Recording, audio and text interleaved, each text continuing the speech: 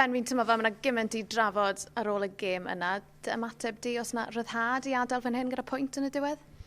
Yn credu yn y diwedd oedd yr ain hanner ddim yn safon o'n i rhy hapus efo, ond ni wedi cael pwynt, mae rhaid ni edrych nôl rawr. Mae hwn yn ffordd newydd o ware, mae hwn yn siawns i ni dysgu o beth sydd ddim wedi mynd i plan, ond mae rhaid i ni bod yn hyderus bod ni'n gallu gwneud yn well tro nesaf. Ie, ffaith taw chi oedd yn rheoli'r gêm yn gyfan gwbl yn yr hanner cynta. Be nath newid yn yr ail hanner, achos oedd hi'n edrych yn anodd iawn mas na ar y degau?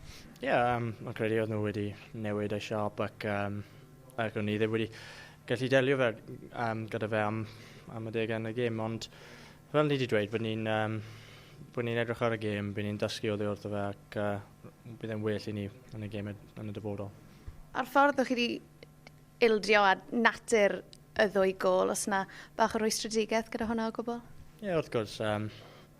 Chi wedi gweld yn y orffennol pan mae gemau yn anodd fel yna, dyn ni yn gallu atal tîm o'r sgorio, felly 2 gol ble bydd ni'n edrych ar nhw ac credu bod ni'n gallu gwneud yn well.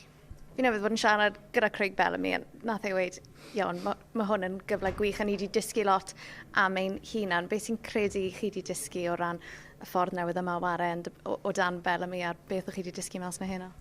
Mae'n credu bod mae rhaid i ni credu yn y broses, ac bydd pethau yn clicio i ni pan byddwn ni mewn sefyllfaoedd fel hyn eto. Mae fe'n galed ar y degau, ond mae rhaid i ni dysgu lot oddi wrtho hyn. A'r ffaith hefyd, chi dal heb golli yn y grŵp, mae hwnna'n sicr yn rhywbeth positif iawn, a jyst yn gorfod cadw fynd nawr cyn Montenegro nos Lun? Mae gemau i ffwrdd yn Ewrop wastad yn gemau galed, ac mae rhaid i ni gweithio'n galed ble bynnag dyn ni ware, felly oedd hyn yn un arall i ticio bant. Nôl i Gaerdydd. Ben, diolch yn fawr. Diolch.